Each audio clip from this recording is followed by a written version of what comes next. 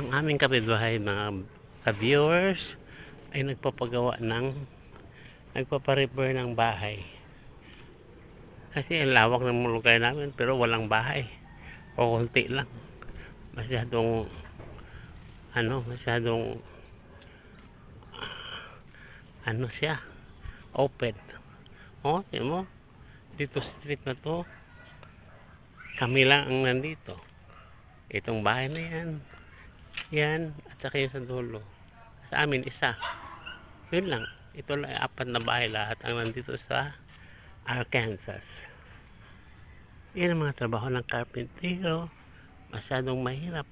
Bilad sa araw, nagtitiis, naghihirap para may mapakain sa kanilang pamilya. Kung naintindihan nyo, paki-like at paki-follow